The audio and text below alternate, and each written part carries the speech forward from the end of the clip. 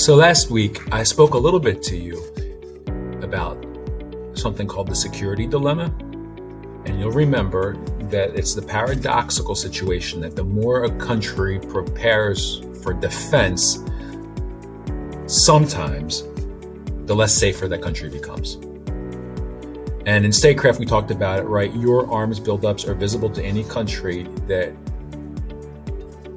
runs spy missions, right? So like it won't be a secret, right? So arms buildups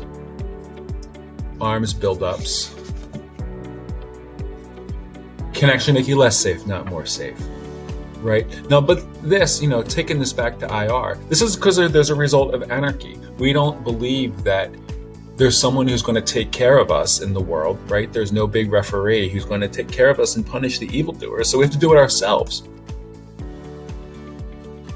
So the result of anarchy is that states must respond to capabilities rather than intentions. I'll say that again.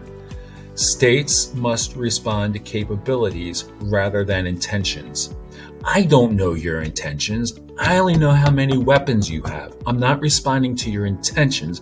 I'm responding to your capabilities. So your arms build up and your intentions are totally peaceful, but you have a big arms build up to protect yourself. How do other countries know that you don't mean them harm? So I'll say that one last time. Because of anarchy, states respond to capabilities and not intentions. Okay? And since this is the case, anything you can do perhaps to distinguish between offensive and defensive weapons, right? If you just build landmines only, maybe countries will say, okay, that's a defensive country. So in statecraft, there's a couple to answer this. In statecraft,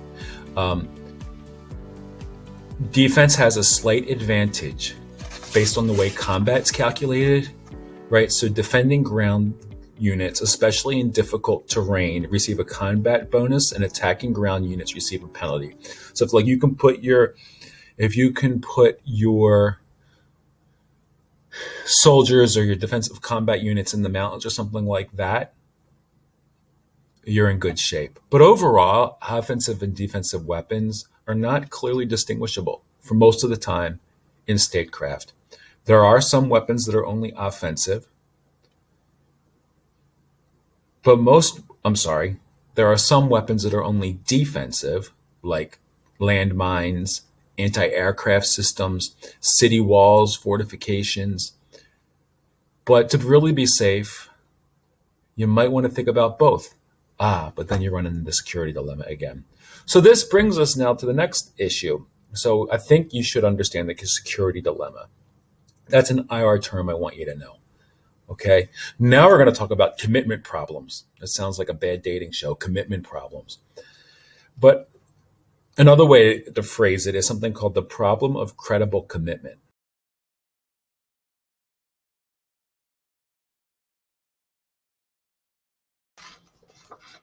This problem is also caused by anarchy.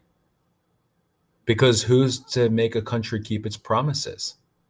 There's no higher authority. So this is going to happen in statecraft. It happens in the real world, and it's absolutely going to happen in statecraft. Let's say, okay, two countries, country one and country two. And country one asks country two to make this deal to provide, let's say country one asks country two to provide half of its resources so it can build the National Big Railroad Project, which will double gold output. And they'll promise to give the other country 50% of the gold back in return, right? So you give me this, I get the railroad, I'll give you half the gold back in return, right? Win-win. But the country could stop providing the gold at any time. So how are you going to trust someone? I give now, am I going to get later? Or country A invades country B and promises to stop the attack if they give them certain concessions, right? We'll stop attacking if you do this. But there's nothing to stop country A from continuing to pocketing the concessions and continuing to attack. So this is the idea of a security commitment, right? How do you trust? And so I'm wondering, or I'm sorry, a commitment problem. That's the term I've been using. Is an example of a commitment problem. So really, the question is, as you're playing the game, have you already experienced a problem of credible commitment or a commitment problem? What could you do to overcome that problem? So here's one possible solution I would offer. Can you find an outside actor that has an interest in protecting the weaker actor, right? So if you're in the weaker situation, could you find someone who can become the enforcer in this system of anarchy? Would the stronger powers have a commitment to help you because it's in their interest to help you?